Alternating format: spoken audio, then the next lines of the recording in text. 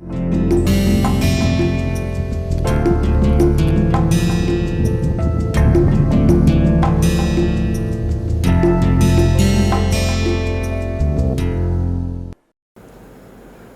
warm welcome to all of you. So this time I'm offering a new course, and I hope that all students who have registered for this course will enjoy this course. So mainly this course is related to the studying of morphology of the landscape and the processes. So this course title is Geomorphic Processes, Landforms and Landscape. So mainly we will be dealing with the different type of landforms in this course. Likewise, fluvial, those are related to the riverine landforms.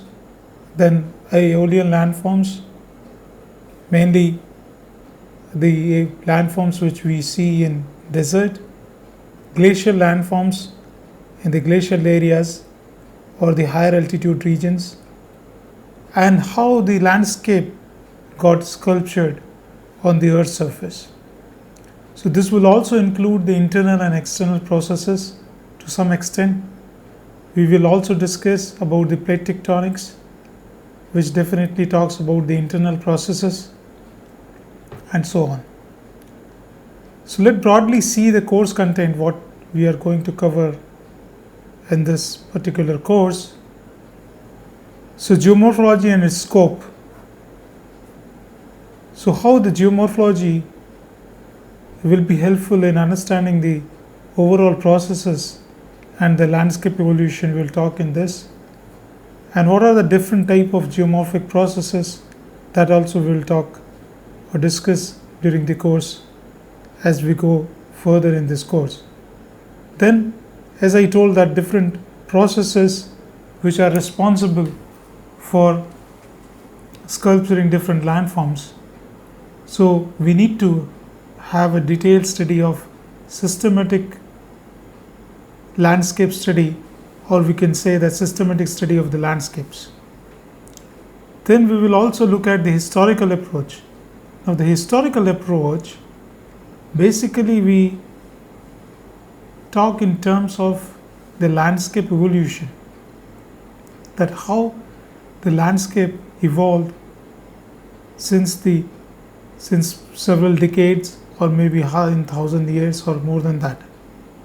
So those are we are going to talk about the historical records. And in particularly, if you talk about the historical approach, the landscape changes which have occurred in few decades or maybe in 1,000 years or so, where we can go back into the record, or we can look at into the landscape signatures, which can tell us about the changes in the landscape. Then we are going to talk about structure and processes. As I told, the internal and external processes, or we can say endogenic or exogenic processes. Then we'll talk about the Earth as a system, because the internal and external processes are to some extent interconnected, and even within Earth as a whole, as a system, it comprises many small systems together. So we'll talk about in this Earth as a system, where we'll talk about lithosphere, atmosphere, hydrosphere, biosphere. But this part we are going to emphasize little less on this. Then we'll talk about the surface water system, mainly the landscape, where we will talk about the drainage network, basin and systems, river morphology, hydrology and river dynamics. This part we are going to cover a lot, because day to day we come across, or we are very close to this landscape. So we'll discuss little more in detail about this landscape, mainly the surface water system. Then we'll talk about groundwater system, role of hydrological cycle, atmospheric system, greenhouse effect, carbon and nitrogen cycle. We'll talk about this. Now further, we'll talk about the theory of plate tectonics, interior of Earth, plate tectonics and the relation between the rock cycle, then geological timescale and stratigraphy, crustal deformation and mountain building. Then finally, we are going to get into the earth processes and hazard. How hazardous are the earth processes? We are going to talk about that. And the different processes again here which are hazardous are internal as well as external. So we are going to talk about those processes. Then coastal, aeolian and glacial landforms. Now whatever the course content has been given here in these 2 slides, we are not going to follow a very strictly the steps or the contents which have been highlighted. It will come as and when the topics we are going to cover. So don't worry about the strict bullets which have been given in the course content. Now if you wish, you can refer to a couple of textbooks which are referenced here, like Earth System Processes and Issues, Bloom Textures Geomorphology, Stellar Introduction of Physical Geography, Skinner and Porter, The Dynamic of Earth, Keller, Environmental Geology, then Merritt's et al., Environmental Geology. So these are few books which are recommended. If you want, you can refer these books. Now geomorphology and earth processes. Basically what we do in this type of studies is basically we relate the landscape and the processes. Now the picture which has been shown here is a sketch of volcano. So the process which is involved here is internal process related to the plate tectonics, which has resulted into the eruption of lava on the surface, and the feature or the morphology what we got on the surface is a hillock or a mountain with a crater. So these are the geomorphology, the morphology of the surface or the landscape. This is a picture of Fuji volcano in Japan. Now further, geomorphology, as we have discussed, is a study of landforms or the landscape. The word geomorphology derives from 3 Greek words, geo, morph and logos, where geo is the earth, morph is the form, and logos is the discourse. 3 key elements of geomorphology further, as I have been discussing about, that we study landforms, we study geomorphic processes, and then land surface history. As we were talking about the picture here, based on the morphology of the lava flows or the morphology of the Fuji mountain, one can easily make out that how basically the lava flows were taken place in the past, or how the eruptions were taken place in the past. Geomorphology and earth surfaces or earth processes we can take. Basically what we do is, in this type of studies, we try to study the landscape and try to understand the processes which are related to this. Now this picture is of Fuji mountain, which shows the one internal process basically which is involved here is related to the plate tectonics, where the eruption of volcano has given rise to the hillock shape or the mountain and a crater which has been seen in the center or the top of the mountain. So this is one thing, and even based on the morphology of the mountain, one can easily make out the different timing of the flows of the lava. Whenever the lava flow took place, one can easily make out the older and younger flows in the region. So basically what we see, this is the picture of Mount Fuji. Further, the two complementary main brands of geomorphology are, one is the historical geomorphology, where we get back into the history of the landscape of evolution. Process geomorphology, what were the processes which were involved, because possibly the process which is operating right now might not have operated in the past. So that also one can easily identify based on the historical geomorphology. Other brands includes applied geomorphology, tectonic geomorphology. So these are the further two processes which helps in identifying the deformational history of the surfaces or the formation of the different landforms due to tectonic activities. Applied geomorphology mainly is where we can use the geomorphological information in our day-to-day engineering projects. So that is in part of the applied geomorphology. Then comes the submarine geomorphology, planetary geomorphology, and climate geomorphology. We are not going to touch upon the submarine, planetary, and climatic geomorphology, but we will definitely look at the tectonic geomorphology. And finally, when we are talking about the hazards, we will be able to understand the importance of the applied geomorphology. Now, geomorphology has engaged in methodological debates. Now, the debate is that whether the processes which operated in the past are going to operate in the future or not. And can we correlate the past processes with the ongoing present processes? So if you look at this, it says the geomorphology has engaged in methodological debates.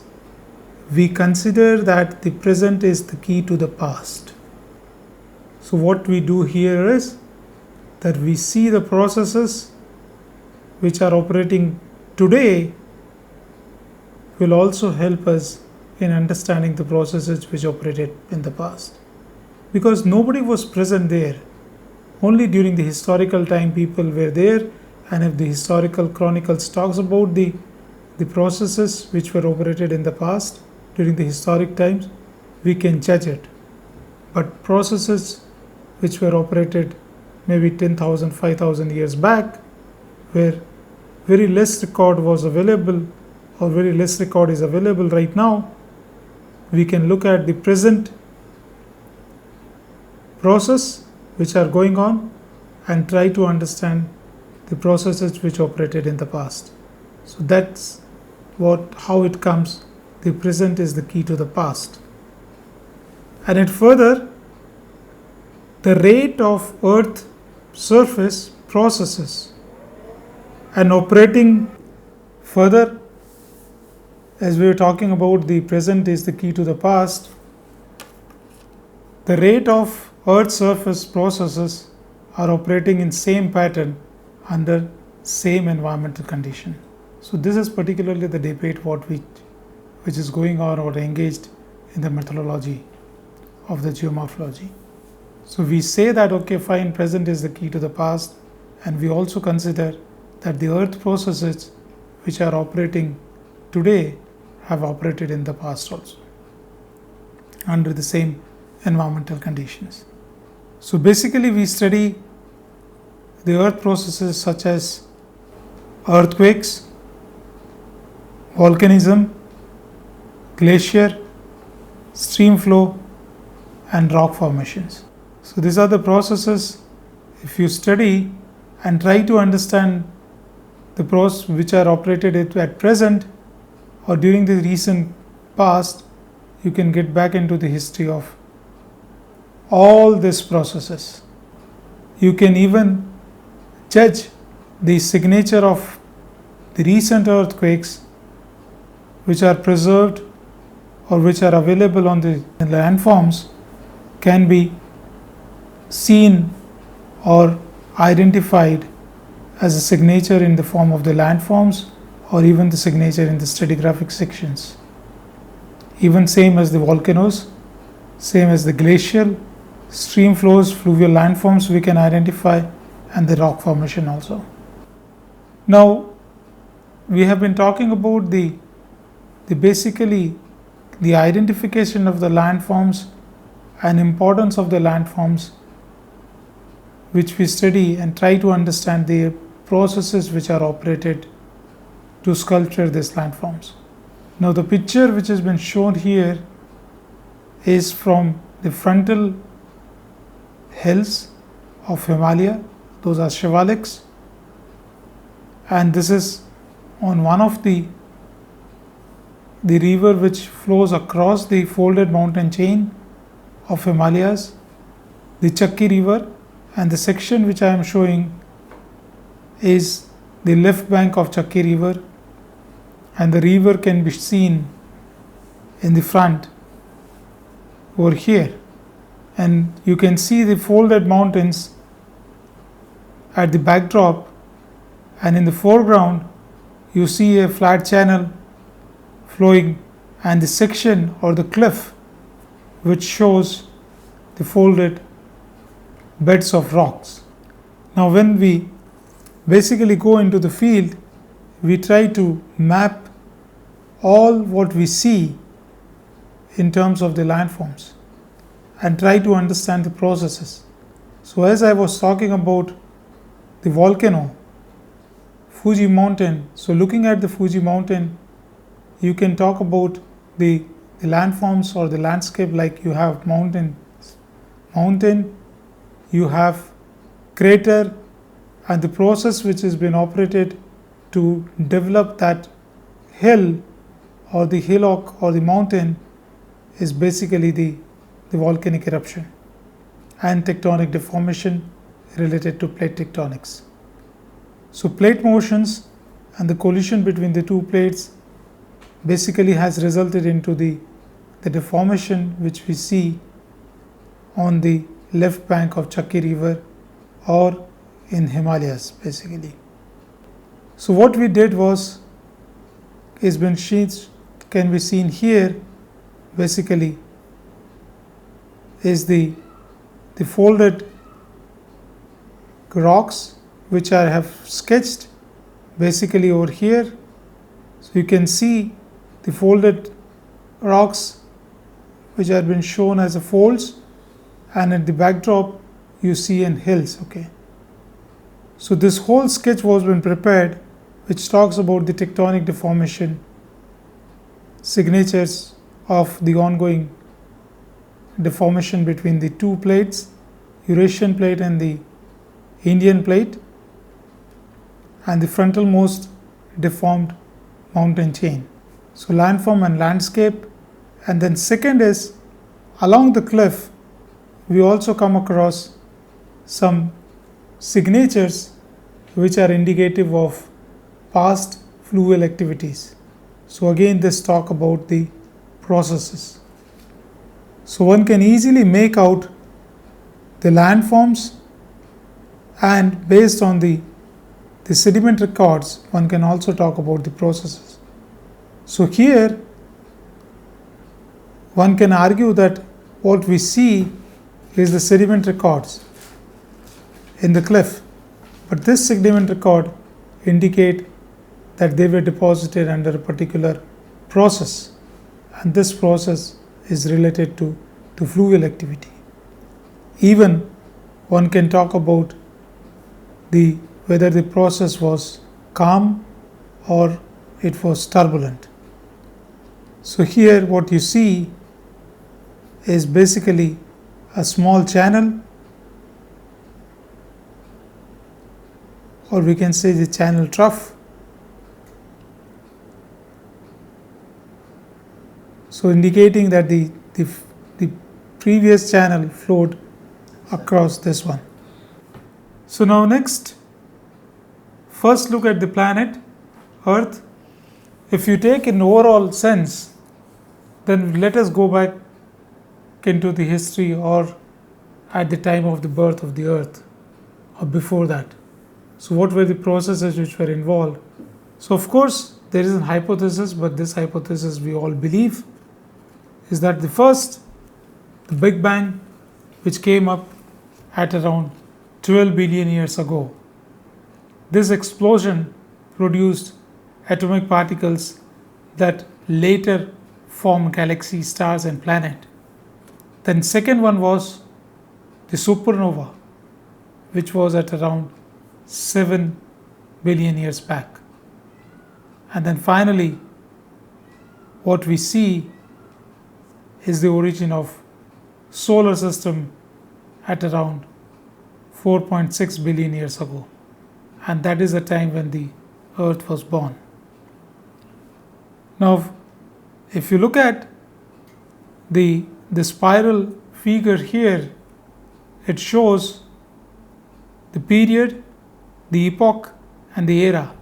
This is a geological time scale which we talk about, and it started with 4.6 billion years ago and it shows until the present. That is the ongoing period, Quaternary period, and we are in Holocene period epoch. Now Holocene epoch is not so old, it is just 10,000 years from present, and this was the time when a lot of changes or the climatic changes took place, and even in the Pleistocene epoch the climatic changes took place. So Quaternary period is very important for us, and most important is the Holocene epoch. So this is just a slight background of the origin of Earth. Further we will look into the details of the origin of Earth and how different layers of the Earth were formed and so on, and some details about the landforms, the prominent landforms which exist on the Earth. We'll talk about that. So this is how we look our planet. Then further, we all know that no other planet in the solar system currently has the right chemical and physical mix needed to support life. So this is the only one which exists, and still we don't have the conclusive evidence of life existing elsewhere in the universe has yet been discovered. So we have not discovered until now. So in that sense, Earth is a unique planet which sustain or support the life. Some facts related to Earth, if you look at, then the age of the Earth is 4.5 to 4.6 billion years. Now this age was determined through radiometric dating, basically the uranium thorium dating by using max spectrometer. Further, we have 30% of continent and rest of the 70% is occupied by ocean basins. Sea level changes have occurred through time where glaciers have fluctuated and resulted into the changes in the landforms and the landscape. Prominent features of the continents are the linear mountain belt, circum-Pacific belt, or the alpine mountain or the alpine Himalayan belt, which is one of the prominent one on the surface. And then prominent feature in ocean is the ocean ridge system, which covers almost 65,000 kilometers. Then further, the deepest and the tallest point on the Earth's surface. So the deepest, at first we'll see the tallest one is the Everest with a height of around 8,850 meters, and then the deepest is 11,035 meters is a Mariana Trench. So these are some of the prominent topography which exist on the Earth. So we'll stop here and we'll continue in the next lecture. Thank you so much.